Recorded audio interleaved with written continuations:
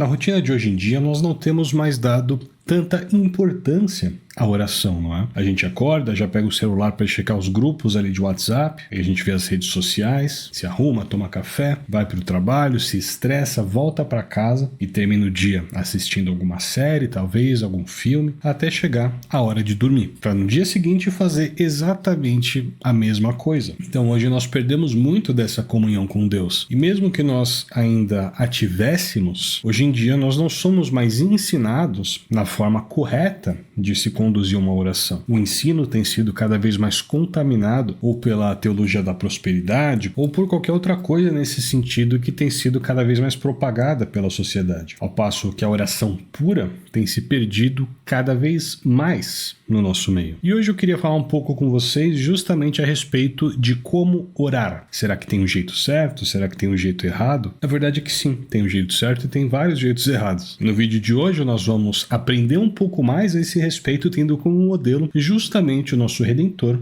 Jesus Cristo. Mas antes de tudo isso, lembra de se inscrever no canal, de deixar o seu like no vídeo e de comentar como você tem orado, tá bom? E de fato, o ensino legítimo da oração tem sido cada vez mais maculado pelo cristianismo moderno. As pessoas vão à igreja em busca de milagres, em busca de prosperidade, e muitos pastores têm usado Mateus 18:18 quase que como uma chave ritualística para forçar Deus a fazer alguma coisa que eles queiram. Eu ligo na terra e tá ligado nos céus. Eu desligo na terra e tá desligado nos céus. Eu decreto e eu determino em nome de Jesus. Amém. Será que é assim que Jesus nos ensinou a orar? Lucas capítulo 6, versículos 12 e 13 dizem o seguinte: Naqueles dias Jesus subiu ao monte para orar e passou a noite em oração a Deus. Ao amanhecer, ele chamou os discípulos e escolheu 12 dentre eles, a quem também deu o nome de apóstolos. Jesus passa a noite inteira conversando com o Pai, ele entrega ao Senhor essa decisão importantíssima que foi a escolha dos 12 apóstolos, e ao amanhecer ele vai e escolhe os discípulos que o acompanhariam durante todo o seu ministério. Dentre eles, inclusive, Judas Iscariotes, que o trairia, que o entregaria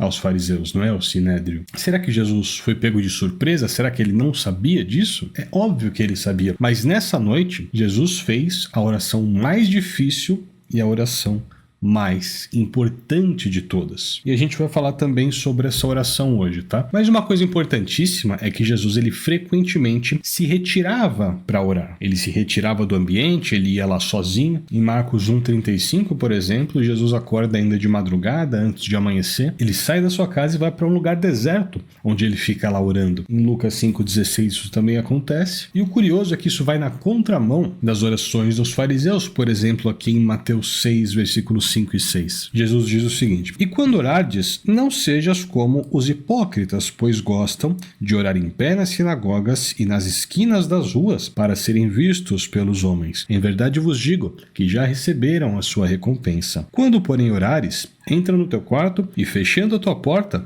ora a teu pai, que está em secreto, e teu pai, que vê secretamente, te recompensará. Então os fariseus oravam para que todos os vissem. Eles oravam com palavras bonitas, em especial no idioma hebraico, que é um idioma com muitos recursos poéticos, né? Então eles iam lá e oravam em alta voz: Só Adonai, Senhor dos exércitos. Não precisa disso. Uma vida de oração, ela exige reverência e ela exige intimidade com Deus. E você só consegue aperfeiçoar essas duas coisas quando você conhece a Deus. Como você vai ser reverente? Como você vai ter intimidade com alguém que você não conhece? E como conhecer a Deus? Ora, você conhece a Deus lendo a Bíblia. Os evangelhos, eles precisam ser lidos um pouco todos os dias, fora ali do seu momento de estudo pessoal, no seu devocional, talvez. E se você ler 10 minutos do evangelho todo dia, com atenção, você já vai fortalecer muito a sua comunhão com Jesus, com o Pai, com o Espírito Santo. É claro que você não pode negligenciar todo o resto da Bíblia. Todas as escrituras são muito importantes e muito profundas para o cristão. Afinal, a palavra, ela é viva, né? Tanto que ao longo da história nós tivemos milhares e milhares de teólogos, de pregadores, e até hoje a Bíblia ainda não se exauriu. Deus, ele sempre nos revela coisas novas com o estudo diário da palavra. E tudo bem, tudo isso é para que você conheça a Deus. Mas e para ser conhecido por Ele, como você faz? Para Deus olhar para você, cutucar os serafins que ficam do seu lado e falar: olha só, aí vai o meu filho,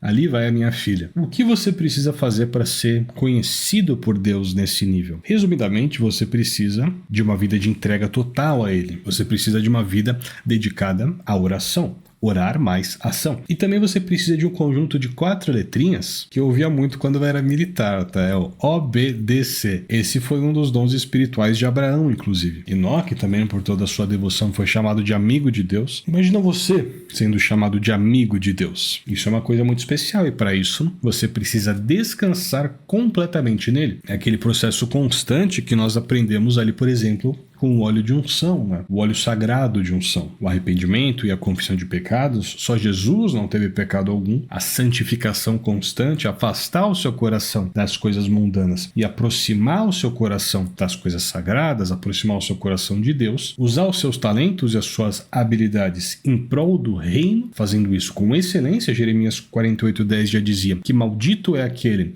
que fizer a obra do Senhor negligentemente. Reconhecer também a sua condição humana incapaz, porque nós não somos nada, né? Nós não podemos nada, quem pode é Ele. Ele nos direciona, Ele nos capacita, e também sondar os nossos corações durante as nossas orações com o auxílio do Espírito Santo, para que Ele tire toda a soberba, toda a altivez, toda a ganância, a avareza, o egoísmo, o ódio, a inveja, o medo, tudo o que não agrada a Deus. Para descobrir essas coisas, você precisa, com o auxílio do Espírito Santo, sondar o seu coração e pedir a Deus que queime toda essa palha, que lapide todas essas impurezas e deixe só a joia lapidada, que é o que Deus quer fazer com você. E você vai conseguir tudo isso com uma oração? É claro que não. Isso é um trabalho a longo prazo. Isso é um trabalho constante de comunhão e de construção. Jesus falava muito de sementes, né? Sementes se transformando em árvores, em especial a semente de mostarda, que é uma das menores das sementes. Assim também é a sua intimidade com Deus. Algo que você tem que ter atenção, regar, cuidar, e aos poucos essa comunhão ela vai crescendo, e conforme você dá liberdade, ela vai preenchendo mais e mais da sua vida. Ela vai preenchendo mais e mais do seu ser. E eu nunca conheci ninguém que se arrependeu de ter dado essa liberdade para Deus, tá? Todas as pessoas, elas se sentem muito felizes quando elas começam a ter essa comunhão maior com Deus. Essa comunhão, ela vai preenchendo, inclusive, o vazio que você tem dentro de si. Um vazio que todo homem tem dentro de si, do tamanho de Deus. E eu já vou explicar um pouco melhor sobre como orar de uma forma mais prática, tá? Mas primeiro nós precisamos entender um pouco melhor sobre como não orar. E Jesus, ele nos dá alguns exemplos disso. Por exemplo, a própria parábola do fariseu e do publicano, aqui em Lucas, capítulo 18, versículos 10 a 14. 2 homens subiram ao templo para orar. Um era fariseu e o outro cobrador de impostos. O fariseu, em pé, orava consigo desta maneira: Ó Deus, graças te dou, porque não sou como os demais homens, ladrões, injustos e adúlteros, nem ainda como este cobrador de impostos aqui, falando isso do lado dele. Jejuo 2 vezes na semana e dou os dízimos de tudo que possuo. Olha só como é que foi a oração do fariseu. Ele orou se exaltando, ele orou se crescendo, falando para Deus: olha como eu sou santo, olha como eu sou melhor do que os outros, e me abençoa logo que eu tô com pressa, viu? Não pode ser assim. Olha agora a oração do publicano, a oração do cobrador de impostos. O cobrador de impostos, porém, estando em pé, de longe, nem ainda queria levantar os olhos ao céu, mas batia no peito, dizendo: ó Deus, tem misericórdia de mim, pecador. Digo-vos que este foi justificado para a sua casa, e não aquele, pois qualquer que a si mesmo se exaltar será humilhado, e qualquer que a si mesmo se humilhar será exaltado. Percebe? Ele reconheceu a sua condição de pecador. Eu lembro de uma parábola que eu vi em algum lugar, eu não lembro onde, que se tratava de um rei muito rico, ele não tinha um herdeiro, né? Então ele distribuiu algumas sementes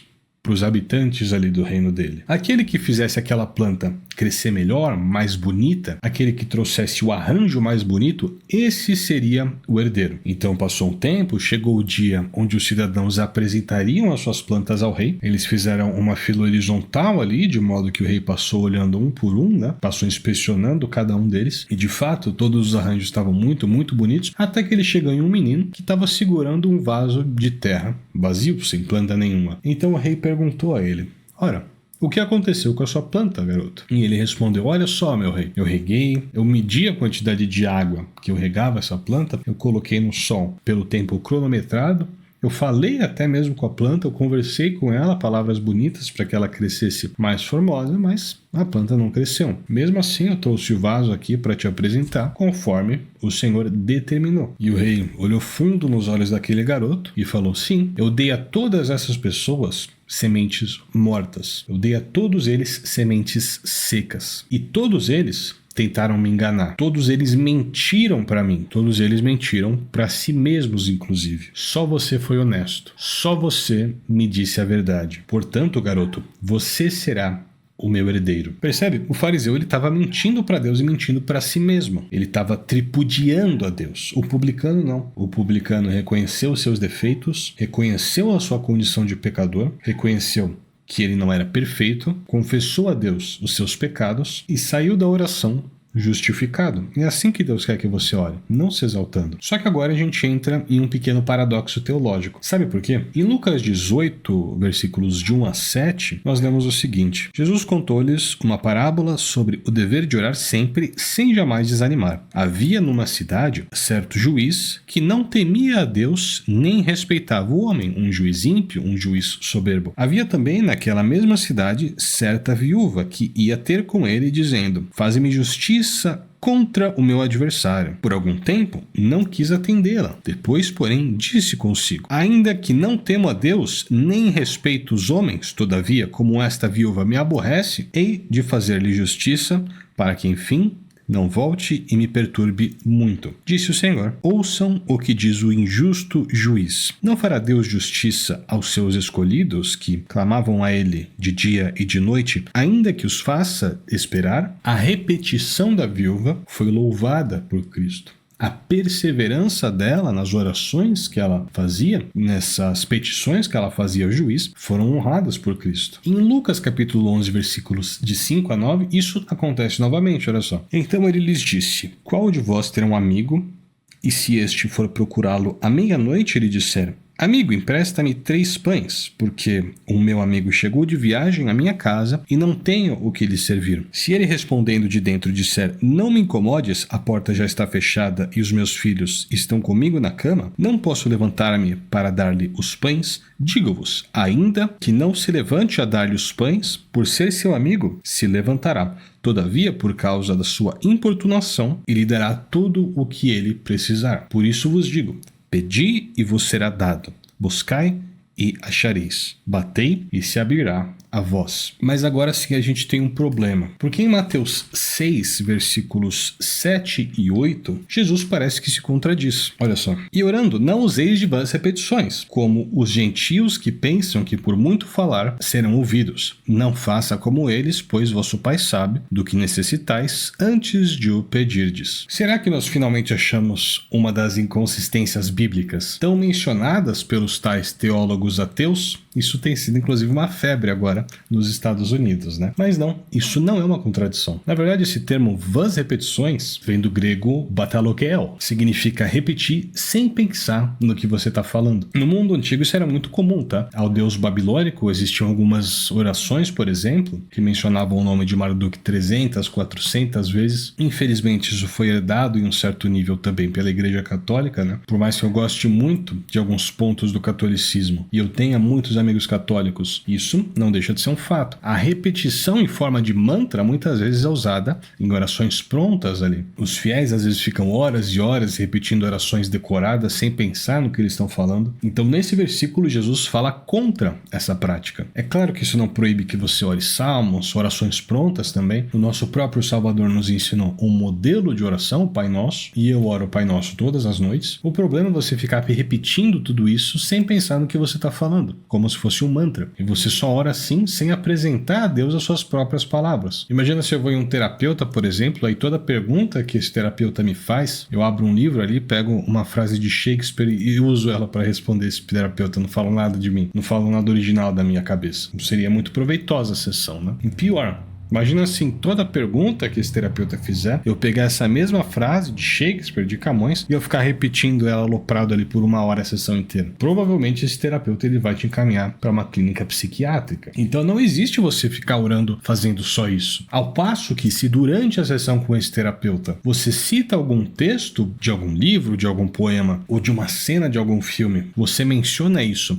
para potencializar aquele relato que você está contando, para que você possa ilustrar melhor aquilo e mostrar de uma forma melhor o que você está sentindo, aí já é legal, aí já é diferente. Perceba que a diferença do remédio e do veneno é só a dose, né? Então nesse ponto entra as orações prontas, os salmos, eles são muito importantes sim, eles direcionam muito bem as nossas orações, mas se usados com moderação. Outra coisa que nós não podemos fazer é ficar barganhando com Deus. Tentar manipular Deus, coagi-lo, forçar Deus a fazer aquilo que nós queremos. Aqui no YouTube tem muitos vídeos, né? Obrigue a Deus a fazer o que você quer dessa forma. Isso é um absurdo. Isso é uma vergonha. Isso é uma falta de respeito gigantesca. E se Salomão, que foi o homem mais inteligente da história, fez isso com os demônios e se lascou, você imagina as consequências que fazer isso com Deus vai trazer para sua vida. Deus, ele não castiga, mas ele disciplina quem ele ama. E você tentar obrigar Deus a fazer alguma coisa por meio das suas orações, usando a Bíblia para isso é uma palhaçada, tá? Deus, ele não é um gênio da lâmpada que tá em um debate intelectual com você, não é nada disso. Mas e como orar? Hoje a gente não vai destrinchar completamente a oração do Pai Nosso, tá? Não é o propósito do nosso vídeo. Nesse outro vídeo que eu fiz, a gente fez essa análise, tá bom? Você pode ir lá depois. Mas em João 17, Jesus faz uma oração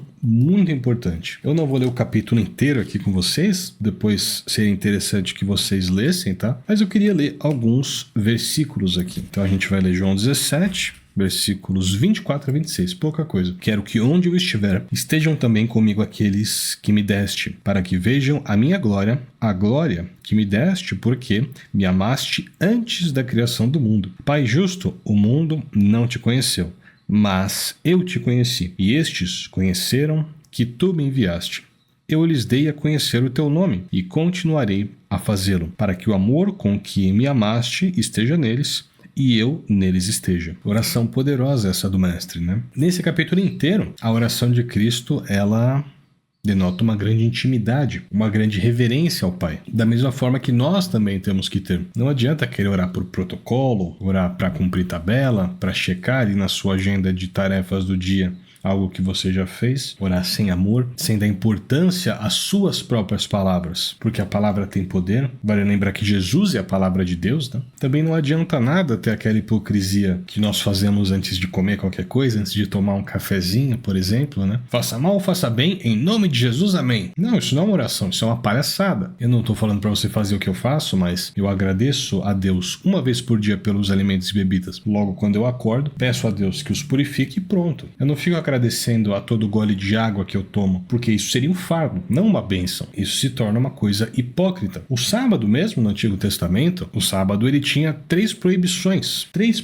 dadas por Deus. Posteriormente, os mestres da lei foram lá e acrescentaram mais 39 proibições, todas elas com centenas de subdivisões. Então, o que era uma bênção passou a ser um fardo. E a gente não pode fazer isso com a nossa vida de oração, com a nossa rotina de oração. Elas são e elas devem continuar sendo uma bênção na nossa vida, não um fardo. E também não é necessária aquela oração gloriosa que as pessoas fazem muitas vezes. Quer saber qual é a melhor oração? A melhor oração é aquela que você abre o seu coração a Deus. A melhor oração é aquela oração sincera. Pensa de novo no terapeuta, por exemplo. Você passa 1 hora ali no consultório, você sai de lá, dependendo do profissional, muitas vezes pior do que quando você entrou, você sai de lá mais estressado, mas você já experimentou passar 30, 15 minutos orando por dia, falando tudo aquilo que você falaria para o melhor terapeuta do mundo, não desprezando a terapia, tá? Não é nada disso. Mas na sua oração você está diante do melhor terapeuta de todo o universo. E o melhor é que esse terapeuta, ele é grátis. E você não precisa nem ao menos marcar horário. Ele vai estar sempre lá para te ouvir. Ele vai estar sempre lá para falar com você. Você sai de uma oração sincera com a alma lavada. De uma oração ali onde você desabafa, onde você se abre, onde você ouve. Até porque na oração é importante você passar um pouquinho de silêncio também, tá? Porque senão você não ouve nada. O rei Davi, por exemplo, ele afogava o seu leito com lágrimas todas as noites nas suas orações. Deus, ele quer ter essa comunhão com você. Ele quer estar lá nos seus momentos de tristeza, nos seus momentos de alegria, nos seus momentos de estresse, nos seus momentos de foco. Faça a ele essa entrega. Você pode fazer isso em qualquer lugar. Você pode fazer isso a qualquer hora, em qualquer período de tempo. Por exemplo, o caso de Neemias, ali em Neemias capítulo 2, versículos 4 e 5. Olha só o que acontece. Disse-me o rei: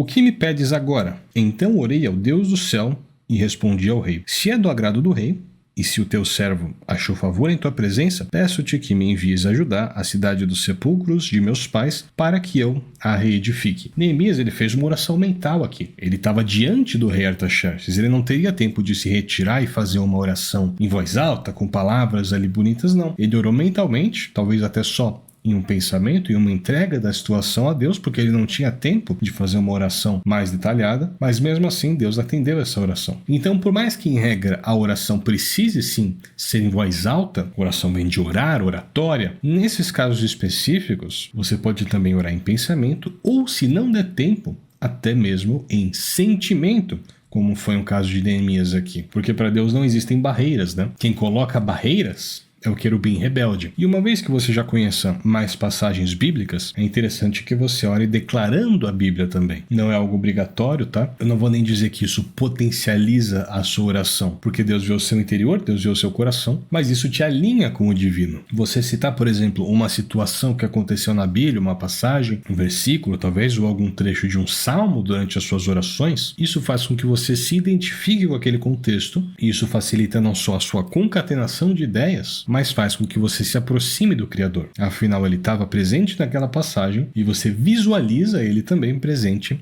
na sua vida. Você consegue sentir isso. Na minha rotina de oração, não que ela seja perfeita, não que você precise fazer igual, tá? Só para que você tenha uma noção, eu acordo, eu faço a primeira oração do dia de joelhos, entregando aquele dia a Deus, agradecendo pela noite de sono, por tudo que tem para ser agradecido, pelos alimentos e bebidas, conforme eu falei, eu peço a Deus que os purifique também, peço a Deus que ele proteja a minha mente, que ele me dê a mente de Cristo. A nossa mente, ela é muito afetada hoje em dia, ela é muito atacada por essa sociedade doentia, né? Aí eu vou para a leitura do Evangelho, eu leio ali um capítulo dos Evangelhos e um capítulo das Epístolas. As Epístolas eu vou lendo em ordem, os Evangelhos agora eu tô lendo de forma cronológica, eu gosto sempre de variar para não ficar naquela mesmice sempre, tá? De vez em quando eu coloco também um louvor instrumental. Então essa é a minha rotina pela manhã, no meu devocional diário. Aí antes de escrever os apontamentos, de gravar os vídeos, eu também oro pedindo ao Espírito Santo que me capacite para fazer um trabalho de excelência, entregando o trabalho a Deus para que ele me use para entregar a palavra a vocês. Esse é um trabalho muito importante. A ordem para fazer isso, inclusive, veio de Deus, tá? Talvez algum dia eu conte esse testemunho para vocês. Aí depois eu oro pedindo capacitação e entendimento antes de fazer meu estudo bíblico diário. Eu gosto de fazer essa leitura em ordem cronológica também. Hoje, por exemplo, eu terminei Isaías e amanhã eu vou começar Miqueias. Se ao longo do dia eu enfrento algum estresse, algum problema, decepção, tristeza, ansiedade, alegria também, eu gosto de parar tudo e fazer uma oração. E aí antes de dormir eu gosto de falar mais uma vez com Deus, falando sobre o meu dia, primeiro agradecendo, sempre agradecendo primeiro, e depois falando sobre as minhas preocupações, ansiedades, pecados, desejos, pedidos, dúvidas também, um bate-papo realmente, é assim que tem que ser a nossa oração, antes de pedir por proteção ali aos ataques do maligno, pedir uma boa noite de sono, aí eu leio um salmo, um dia cada um, eu gosto de ler em ordem também, e aí eu termino com o Pai Nosso e vou dormir. Essa é a minha rotina de oração. Só que lembra que no começo do vídeo eu falei que Jesus fez a oração mais difícil de todas? Qual é essa oração? Na verdade são duas orações, tá? Duas orações muito difíceis da gente fazer. A primeira Jesus fez antes de se entregar para ser crucificado. Naquele momento onde ele suou sangue por causa do seu estresse, nós temos falado bastante sobre esse momento nos últimos vídeos, a oração de Jesus após pedir ao Pai que, se possível, afastasse dele aquele cálice, aquela crucificação, todas aquelas dores que ele sofreria, depois de pedir ao Pai que, se possível, afastasse dele tudo aquilo, ele disse que seja feita a sua vontade e não a minha. Essa é uma das orações mais difíceis, tá? Jesus não falou, eu decreto, eu determino, eu desligo a minha crucificação aqui na terra e está desligada nos céus em nome de Jesus, amém. Ele não falou isso. Ele se entregou à vontade do Pai, mesmo sabendo tudo aquilo que ele sofreria. E por mais que seja difícil, essa É uma das orações mais poderosas de todas que nós temos que aprender a fazer também. Outra oração que praticamente ninguém prega é essa aqui em Mateus 5, versículos 43 a 47. Ouvistes que foi dito: amarás o teu próximo e odiarás o teu inimigo. Eu, porém, vos digo: amai vossos inimigos e orai pelos que vos perseguem, para que sejais filhos do vosso Pai que está nos céus. Vosso Pai, ele faz que o seu sol brilhe como maus e bons, e faz chover sobre justos e injustos. Se amardes os que vos amam, que recompensa tereis? Não fazem os cobradores de impostos também o mesmo? E se cumprimentardes somente os vossos irmãos, que fazeis demais? Não fazem os gentios também assim? Orar pelos nossos inimigos. Como isso é difícil, né? Jesus na cruz, ele orou pelos seus perseguidores. Ele pediu ao Pai que os perdoassem, afinal eles não sabiam o que faziam. E nós temos tanta dificuldade para orar pelos nossos pares, né? Pelos nossos inimigos, pelos nossos perseguidores, pelos nossos haters aqui no YouTube também. Os haters, né? Como é difícil. Jesus perdoa Judas também. Perdoa você, perdoa a mim. Pois é, nós somos espelhos de Cristo. Se ele orou por todas essas pessoas e se ele perdoou todas essas pessoas, se ele amou todas essas pessoas, inclusive Saulo de Tarso, um dos maiores perseguidores dos cristãos, quem somos nós para amaldiçoarmos os outros? Amaldiçoar muitas vezes até mesmo em nome de Jesus, conforme já vi muita gente fazendo. Quem somos nós para condenarmos, para julgarmos, para odiarmos? Quem somos nós, hein? Essa é a oração mais difícil. Vale lembrar que Jesus também não foi atrás do jovem rico, né? Jesus falou para ele: vende todas as suas coisas, vende aos pobres e me segue. Ele virou as costas e saiu andando. Jesus não foi atrás dele implorando para orar com ele, mesmo o amando. Jesus o deixou ir. Então não é porque você precisa também orar pelos seus inimigos, não é porque você precisa perdoá-los, que você vai ter que sair atrás correndo de todo mundo que zomba da sua cara, pedindo, implorando para orar por essa pessoa, demonstrando ali o seu amor por ela. Não foi nada disso, deixa eu orar por você, por favor. Não, você não precisa fazer isso. Jesus mesmo não fez isso com o jovem rico. Você vai fazer essa oração a Deus no seu quarto, de porta fechada, em secreto, sem nenhuma palhaçada, sejamos sóbrios, tá? E agora eu te convido a prestar mais atenção na sua vida de oração a partir de hoje, tá? Talvez você tenha que ver esse vídeo mais de uma vez, mas tenta absorver tudo e dar mais atenção à sua vida com Cristo, à sua vida com Deus, à sua vida de oração, porque isso é muito importante, isso vai te aproximar de Deus. E se nós lembrarmos bem, os discípulos de Cristo não pediram a ele para que os ensinasse a fazer milagres, mas eles pediram a Jesus que ele os ensinasse a orar. Então não subestime o poder da sua oração, tá? E sim, você deve sempre orar em nome de Jesus, afinal, ele mesmo falou que ninguém vai ao Pai se não for através dele, não é? Mas o que é orar em nome de Jesus? Se você for, por exemplo, o assessor de um empresário muito grande, um empresário muito poderoso, você tem liberdade para agir no nome dele, para falar com as pessoas no nome dele. Mas se você começa a fazer um monte de presepada usando o nome dele para se blindar, quanto tempo você vai durar nesse emprego? Você precisa usar o nome dele fazendo as coisas que ele faria, não é? Da mesma forma, a orar no nome de Jesus, você tem que fazer uma oração que ele também faria. Uma oração de acordo com os ensinamentos, com os preceitos que ele ensinou. Você não pode orar, por exemplo, para assaltar um banco em nome de Jesus, isso não existe. Você não pode amaldiçoar alguém no nome de Jesus, julgar alguém em nome de Jesus. Não. Quando você ora em nome de Jesus, a sua oração ela tem que ser pura. A sua oração ela tem que ser em amor. Tá bom? Tem que ser sincera. E por hoje é isso que eu tinha para dizer. Lembra de se inscrever no canal, de deixar o like no vídeo. Comenta também o seu testemunho, porque o seu comentário me ajuda demais, tá bom? E que Deus o abençoe e até a próxima.